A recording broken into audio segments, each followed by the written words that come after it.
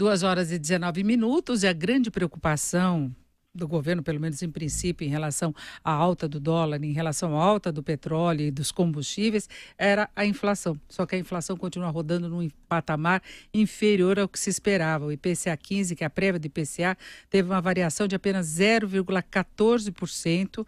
Agora no mês, 0,07 ponto percentual abaixo de abril. Foi a menor taxa para o mês de maio desde 2000, quando subiu 0,09%. O IPCA acumulado no ano está em 1,23% e em 12 meses, 2,7%. Portanto, continua abaixo do piso da meta, que é 3%. E é sobre inflação que nós vamos conversar agora com a Thaís Zara, que é economista da Rosenberg e Associados. Thaís, boa tarde. Boa tarde, Denise. Bom, Thaís, com todo esse tumulto que nós estamos vendo, alta, forte de preço de combustíveis, foram 15 aumentos consecutivos, agora 2 reduções, mas que fazem uma diferença mínima. Governo discutindo se corta impostos ou não, e a inflação continua rodando baixinha. Aí reforça aquela desconfiança das pessoas em relação aos índices, né? Na verdade, esse índice é referente desde a metade de abril até metade de maio, né? Então, grande parte dessas altas de combustíveis acabaram não sendo captadas, né? E o índice de preços ao consumidor, ele não costuma captar, o peso do diesel nele é muito pequeno, né? Praticamente inexistente. Mas tem gasolina, né?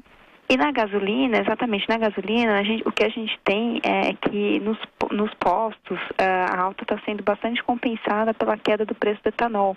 A gente está em época de safra de etanol, então os preços estão caindo bastante e acaba compensando aí um pouco. Já começou a aparecer alguma coisa de alta, mas muito menos do que a Petrobras concedeu aí nos últimos dias, né? Então essa mistura, por enquanto, está segurando um pouquinho esse repasse, mas quando a gente tiver o etanol voltando aí ao patamar anterior, aí provavelmente a gente vai verificar essa alta mais forte de gasolina. E mesmo com a queda do etanol, ele ainda continua não valendo a pena em várias regiões em relação ao preço da gasolina. Só para completar aqui, Thaís, no item transportes, teve uma queda de 0,35% nessa apuração do IPCA 15%. Apesar de uma alta de 0,81% na gasolina, mas aí, como você disse, o etanol recuou 5,17%. Isso na média, e passagens aéreas, que também entram no item transportes, quase queda de 15%. E passagens aéreas, de fato, puxou bastante, acabou contribuindo bastante. E a gasolina subiu pouco quando você compara com o que a Petrobras concedeu de aumento, né? Justamente por conta desse efeito do etanol. Mas quando você olha qualitativamente a inflação, você percebe que a gente teve um mês encerrado agora em 15 de maio muito benigno para a inflação, né? A inflação de livres acumulada em 12 meses está abaixo de 1%, 0,92%. Então, mostra que, na verdade, a gente tem uma queda de preços aí, uma inflação mais baixa, bastante disseminada.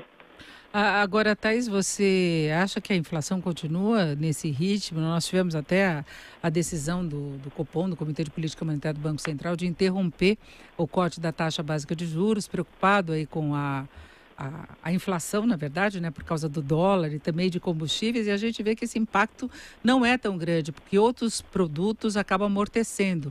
Então, qual a tua expectativa agora em relação à inflação?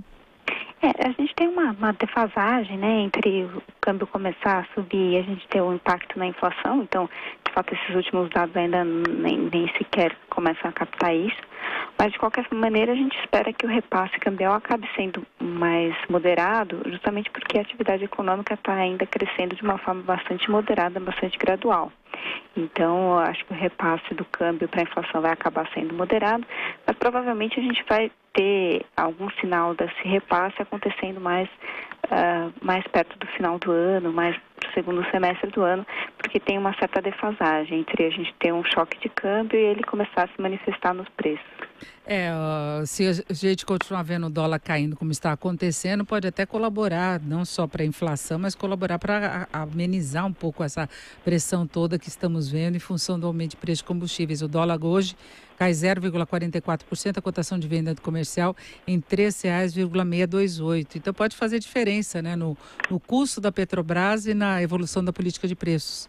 Sim, o câmbio pode contribuir. Agora a gente tem que lembrar que nós temos um ajuste do dólar em nível global, então não é só contra o real, é contra várias outras moedas.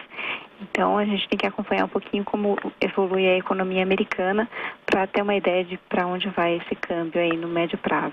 Ainda se fala numa tendência de alta, mas pelo menos por enquanto está ajudando a ter uma trégua nessa situação toda, que é bastante complicada, é difícil, né, para o governo.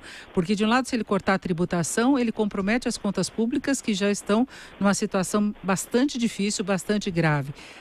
Por outro lado, se ele deixar o preço subindo, sem fazer nada, pode haver uma mobilização muito maior que afeta toda a economia. Exatamente. Então, assim, é uma situação de fato bastante complicada, porque, como você disse, a gente não tem muito espaço fiscal para eventualmente reduzir impostos e amortizar, amenizar essa queda, mas, por outro lado, você tem aí vários impactos secundários aí para a economia pelo aumento de preço, né, de diesel, lembrando que o nosso transporte basicamente depende de diesel, né? Pode afetar até outros meios de transporte, como ônibus, não só de mercadorias. Ok, nós conversamos com a Thaís Zara, que é economista da Rosenberg e Associados. Thaís, muito obrigada, uma boa tarde para você. Obrigada, Denise, boa tarde.